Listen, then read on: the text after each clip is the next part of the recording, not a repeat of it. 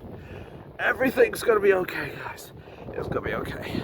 It's just my eyes watering something awful, that's all. Good afternoon, everyone. Hope everyone's doing well. Back again with another update.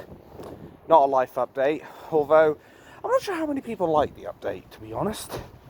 Maybe some people did, maybe some people didn't. Don't know, who cares? Anyway, why am I talking like Doctor Who? I'm not Doctor Who, I'm Matthew. So, why am I doing it? I don't know. Maybe it's an addiction. Who knows? After all, I've been watching 7 series of that shit. Love watching it over and over again. Don't know why. Just do.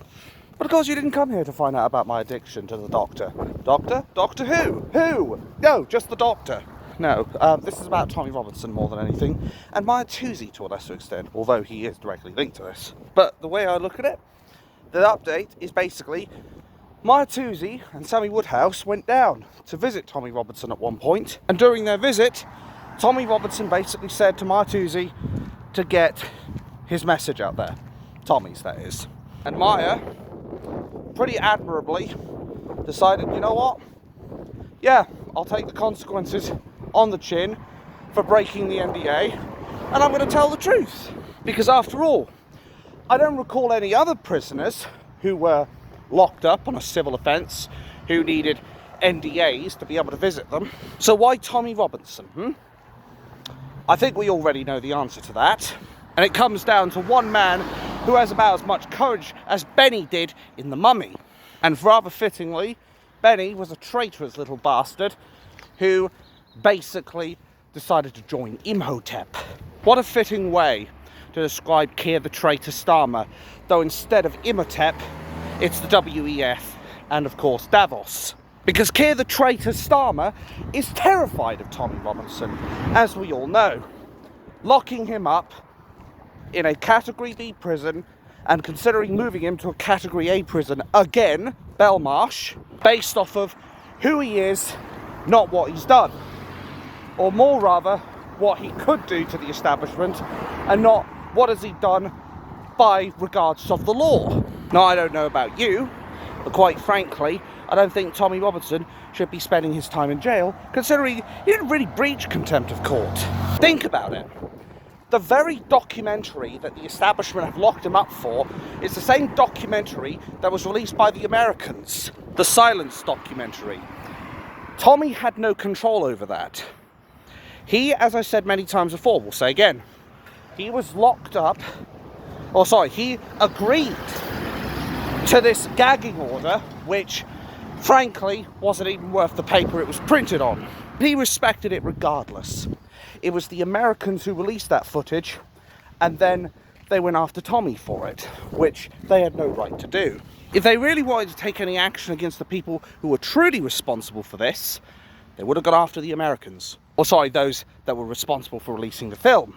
But it was only after Tommy Robinson released something that was effectively already in the public domain did they actually do anything about it.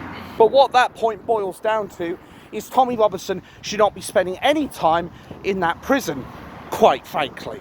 And then we'll come to the point of what Mayar has discovered.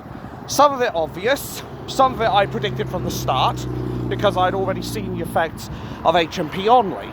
But Tommy has lost a substantial amount of weight. His food rations are still basically restricted to canned fish, and he is still spending effectively 22 hours a day in solitary confinement. Brief devil's advocacy here, you could say -8 hours, because obviously you've got to account for sleep. But then it begs the question, why is he waking up at 3 o'clock in the morning with cold sweats, shivers, nightmares, and worrying about his kids? Remember, Tommy Robinson is currently suffering from CPTSD, a certain kind of post-traumatic stress disorder.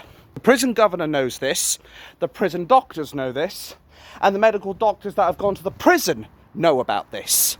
Yet, nothing is done. And I cannot stress this enough. What is happening to Tommy Robinson is basically torture. And if this was anybody else, this was being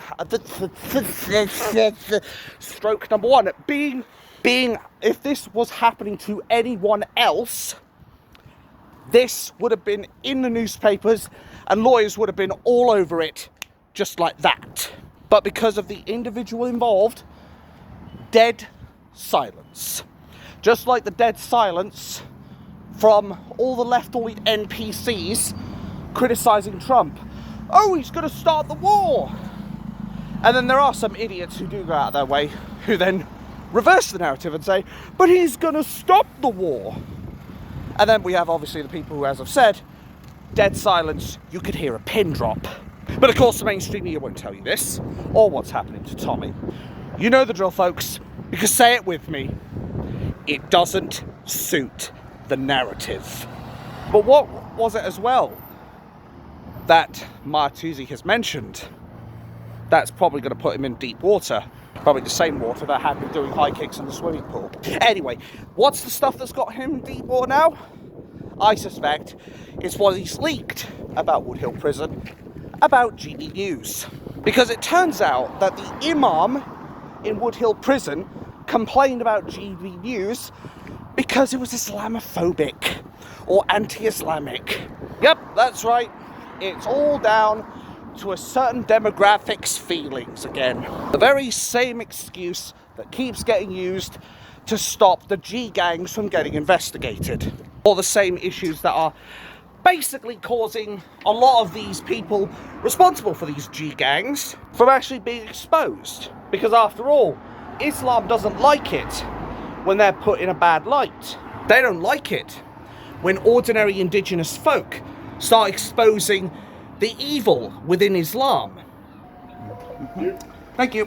Why should Islam get a free pass? Why should Islam be allowed to use one word and it shuts down all debate? Just like that. Why? They fear criticism. But more importantly, Islam is basically fascism in the disguise of a religion, because it wants to stop all political dissidents from being able to voice their opinions on this so-called religion of peace.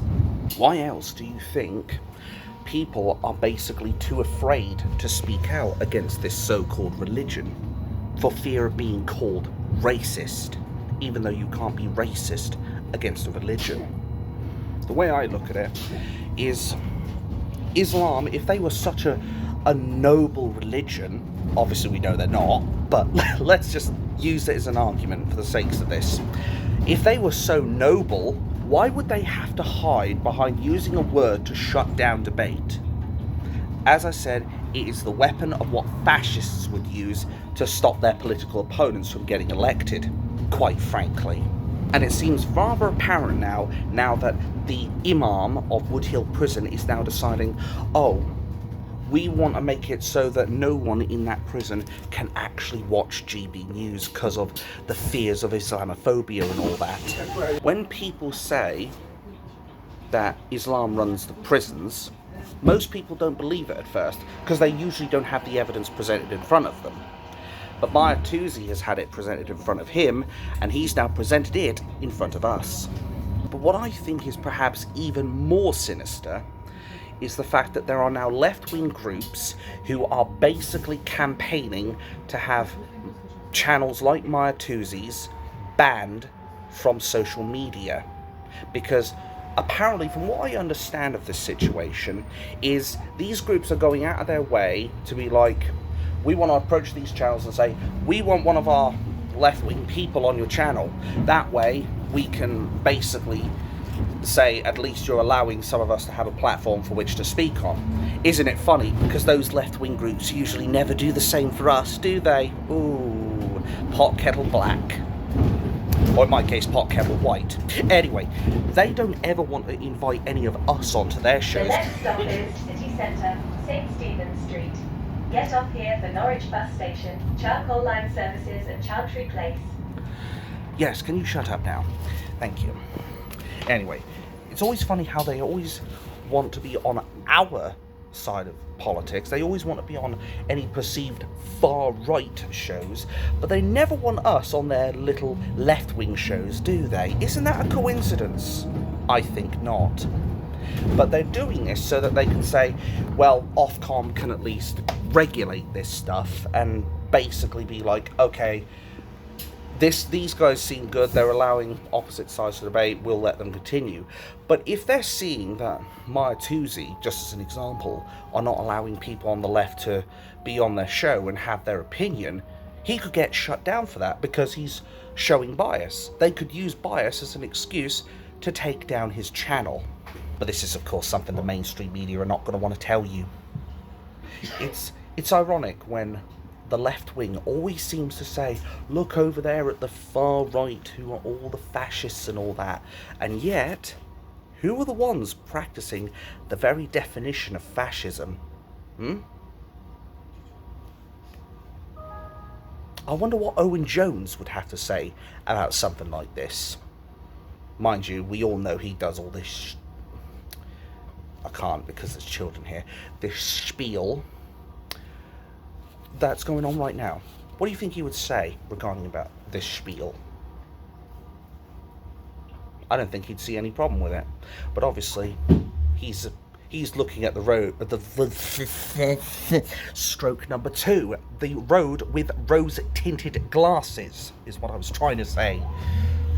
But the way I slice it is he's going to have to take those things off at some point. The next stop is because obviously he is going to have to see what's going on. He can't see that Islam is turning our country upside down. He can't see that the lefties are doing the very things they accuse those people of being far right of doing, which is being fascists, basically shutting down debate, stopping people from having a platform for which to speak.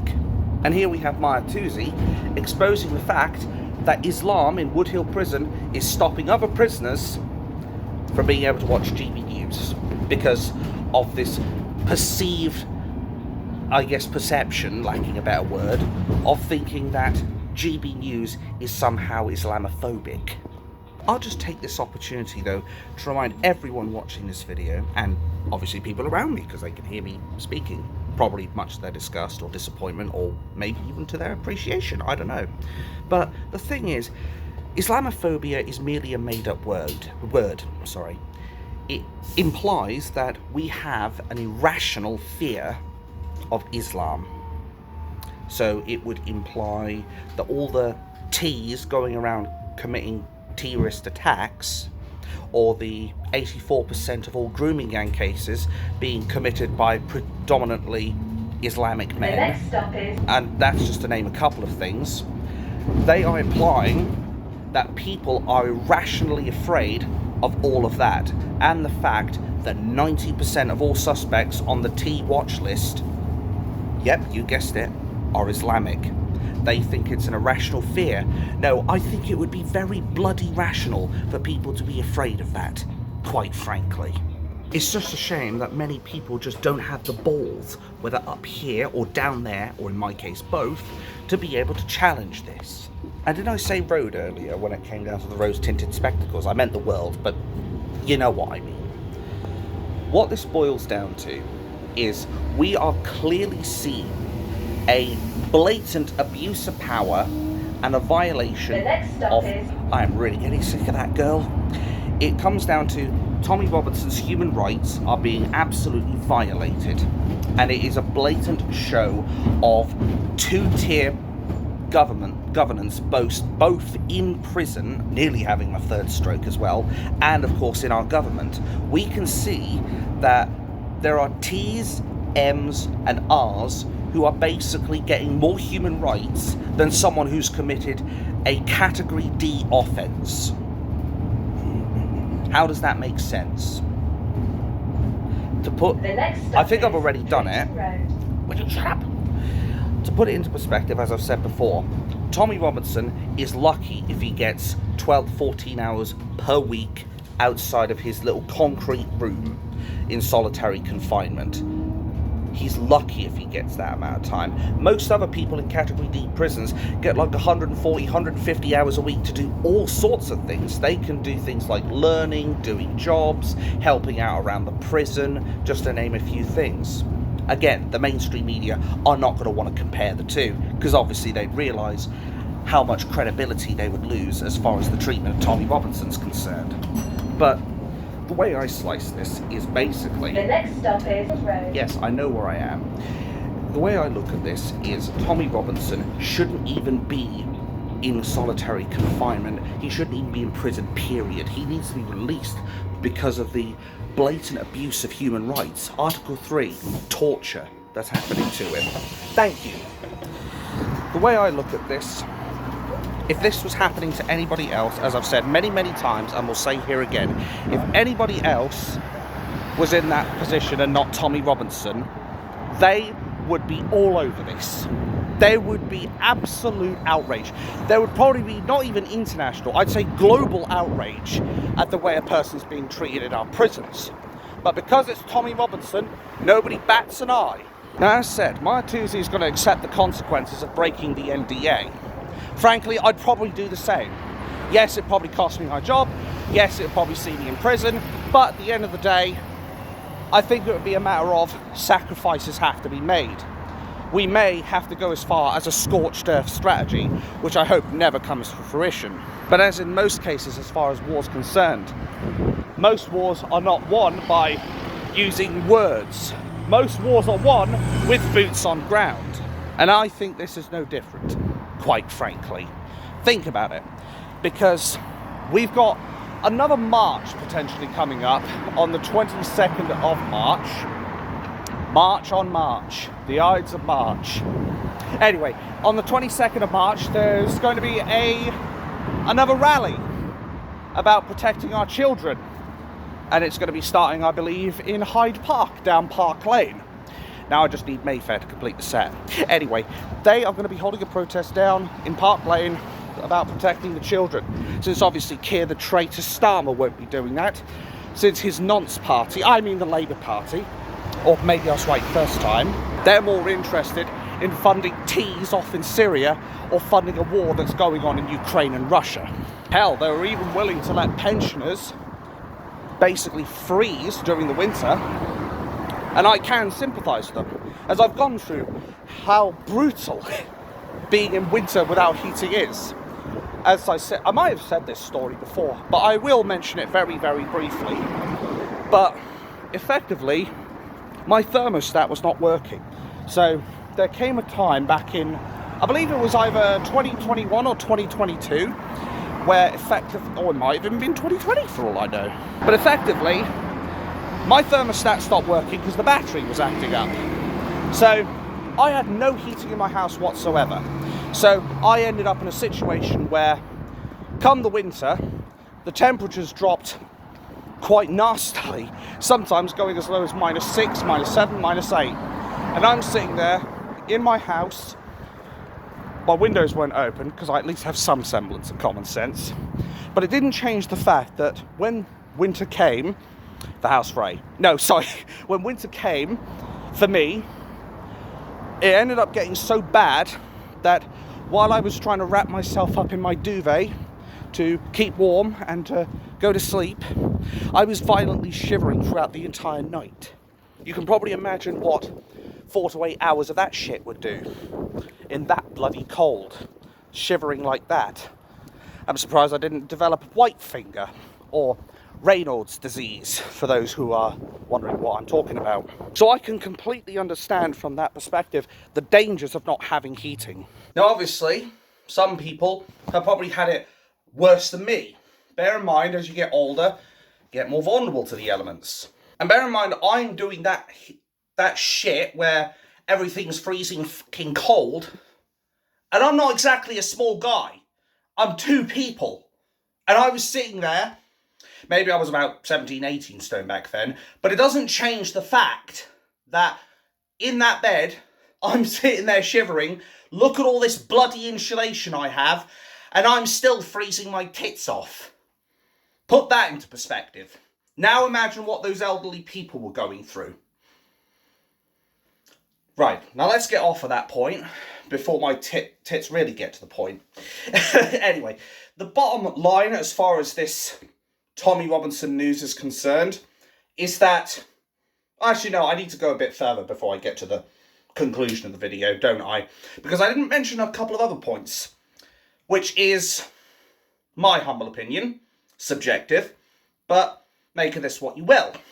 But as far as the NDAs are concerned, if you were really that worried about information getting out in the first place, Nicola Marfleet, this is directly to you. If you are so worried about information getting out, about your prison's reputation, forgive me if I'm being a bluff old traditionalist, but surely the best way to solve that would be to not have any skeletons in your fucking closet. And it's a pretty big fucking closet. So I can accept that maybe you didn't want to clean something that large out. But surely the better approach to all this, rather than let it all stew there, let it all fester, and then you've got a mountain of issues growing, surely it's better to trim the hedge before it gets too big. But what would I know with my 34 years of life experience?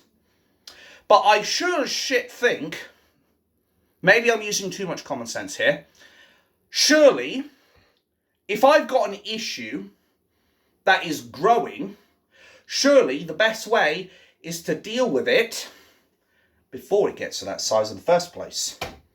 Like how much trouble I'm going to be in if I don't tidy this house or my dad comes tomorrow. Anyway, the point is, surely the best approach, if you don't want your reputation to go up just like that, surely the best answer is stop doing what you're fucking doing and actually sort your shit out. Maybe I've got it wrong. Who knows? But surely you can't expect people to not talk about Tommy Robinson when what you are doing, Nicola Marfleet, and Keir the traitor Starmer, he has to bear some responsibility in all this as well, since he was a human rights lawyer in the past. But you can't expect people to keep their lips sealed when you are physically torturing a man, when you are denying him his visitation, locking him in solitary confinement for months at a time, when the limit is supposed to be like, I believe in this country it's supposed to be like 3 days, and internationally it's supposed to be no longer than 2 weeks at a time. You've broken that by a factor of about 8. You can't expect people to stay quiet when you are actively engaging in breaking his human rights and breaking the law. You know, the law you wankers in the police are supposed to be upholding? Yeah, those laws. You get what I'm talking about. You don't want to uphold your own fucking laws, and you want us to stay fucking quiet on it. No fucking chance, matey. I'll tell you now, if I was in that fucking prison, I would have that copy of the NDA, I'd hold on to it, I'd go into the prison, see Tommy Robinson, moment I come out, rip the fucking paper up and say, see you later, chaps, because there is no way I'd be staying silent on that shit. That would be all over the internet like that, because I would not stand by while a man is being tortured. You know what that's called, Nicola Marfleet? It's called having principles. Something you and Keir the traitor Starmer clearly don't have. Am I wrong? Prove it. I fucking dare you. But of course, you won't. You know why? Because you're just following orders. Do you know who also followed orders? The NZs. And I think you can put two vowels in together and know exactly what I'm talking about. Because that's what effectively you two are. You're NZs. Power-hungry, fascistic NZs. You want to exercise your power over old Whitey. You want to exercise your dominance over Tommy Robinson or Stephen Yaxley Lennon. I honestly don't give a fuck at this point who he's called. He could be called the King of England for all I care. But the way I slice it, you two are power-hungry fascists, and Keir the traitor Starmer also has the title of being a sectarianist bastard, for being the worst Prime Minister in this country, being a granny harmer, funding terrorists over in Syria, and a warmonger. Don't like what I've said? Come over to Norfolk and fucking arrest me. But you'll only prove me right. There is no shot that anybody who has even the slightest shred of dignity and decency would put an NDA gagging order on anyone visiting a Category D prisoner. But you would, Nicola. You would. You know what you're setting? You're setting a very dark precedent. Think of all the people who dial M for murder, who go out and assault people like Mike Amesbury. Think of all the G gangs, the R's, the T's. Yeah, think about them? Think about it long and hard. Good. Let it fester for a little bit. Because here's what it's going to do. It's going to set the precedent. I've seen men and women get killed for less. That's the precedent you're setting. You are making it so the worst crime is not committing R, committing M, committing acts of T. You're making it that the worst crime is speaking out against the government or sending something on social media. You, Keir the Traitor Starmer, are an absolute laughingstock. You are a joke, and not even a funny one at that. At least when I make a joke, I usually use a bit of my sharp wit. Might need a whetstone though for the next sword. Anyway, I usually have a bit of sharp wit about my next joke or my next witticism and what have you. Choose your next witticism carefully, Mr. Bond. It may be your last. But at least I can actually come up with shit like that. You two have got about as much wit as the big giant in Jack and the Beanstalk. Oh, fee-fi-fo yum. Oh, sorry. That was actually a show, wasn't it? Fee-fi-fo yum. Yeah, it was. Jesus Christ, how can I still remember this shit? But jokes aside and other shit aside, what this is, with you forcing NDAs on people, this is blatantly an attempt to cover up what is effectively the biggest violation of human rights in history. Bare minimum, it's the worst act of breaching human rights against a British citizen in history. And I'm not afraid to say that. Okay, Tommy Robinson may not have gone through things the likes of, what was his name? Adnan Khashoggi or something like that? Or Cash My Hoggy? Who knows? Anyway, he may not have gone through all that stuff that he's gone through.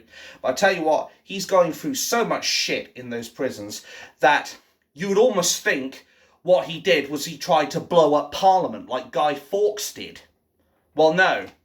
Tommy's crime was he released a documentary exposing the establishment after it was already in the public domain by the Americans and therefore not contempt of court.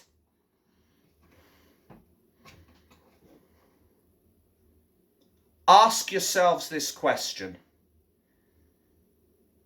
Why was the establishment so eager to push this case? Why was the Attorney General saying that Tommy Robinson's arrest, that Tommy Robinson's imprisonment was within the public interest? I guarantee you it is not in the public's interest. Do you know what is in the public's interest, though? Our government investigating the G-gangs and the so-called stroke number 3, religion of peace, and of course all the other shit that our establishment has done. I think that would be far more in the public's interest rather than isolating one man because he dares to speak out against the government. And now we have a case where Mayar tousi may potentially end up going to jail for breaking the NDA. But frankly, this NDA has about as much value as a £50 note from the Bank of Matthew. That's the way I look at it. Their paper, the only thing I could think of doing with that paper is maybe wiping my arse with it, quite frankly, and then throwing it back at them. Because it has no value. If you have nothing to hide, you have nothing to fear. The only reason you would want to make it so every single person coming to that prison has to sign an NDA, do you know what that is? I'll give you 3 guesses. It's because they've got something to hide. That's the only reason why you do it.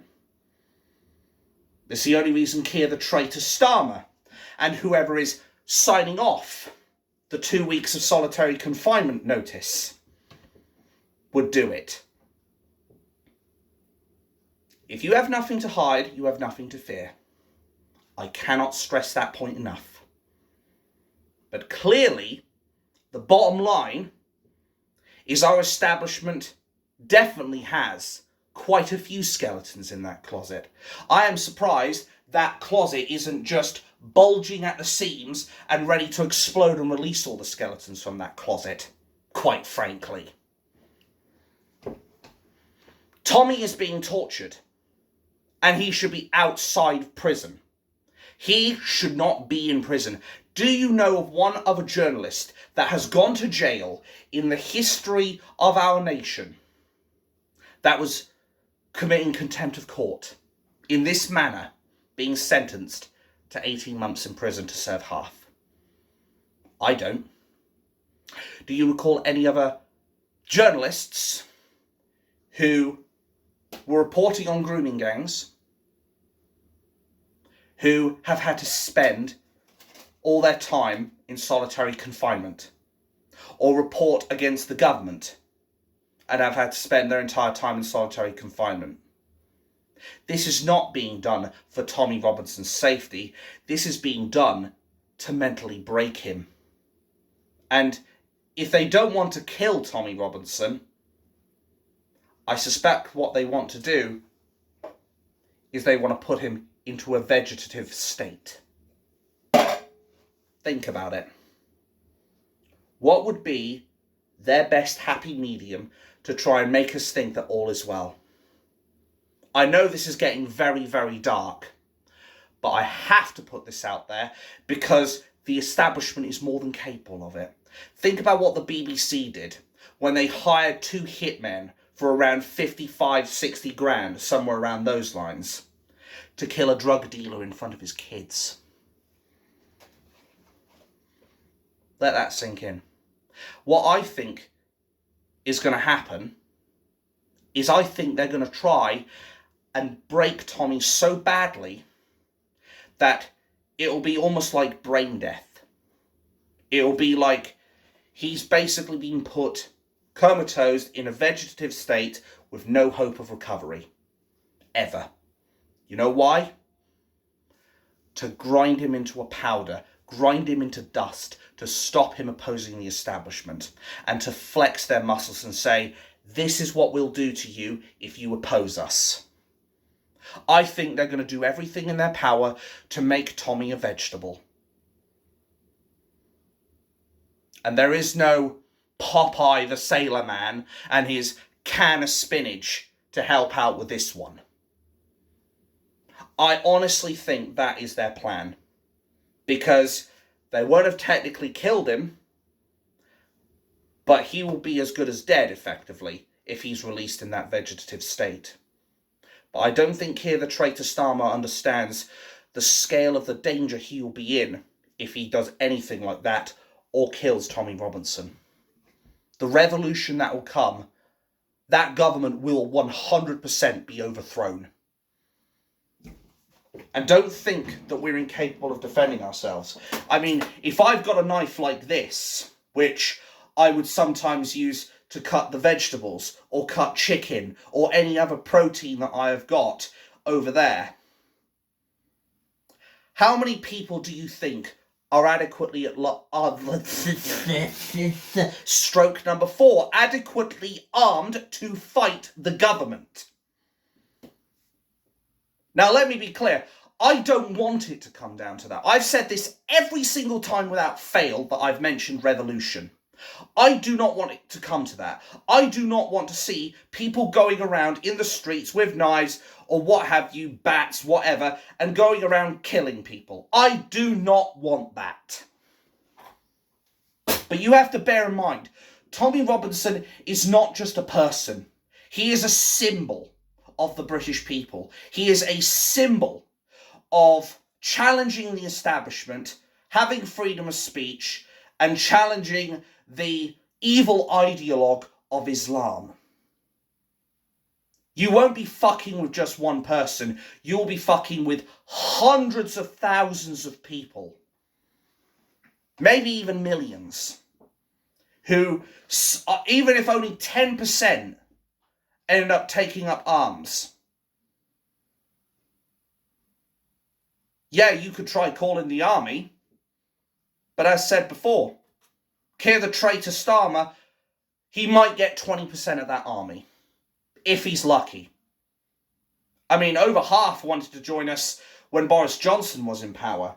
And I would argue he was way more popular than Keir the traitor Starmer. Was he a great Prime Minister? Oh, no, definitely not.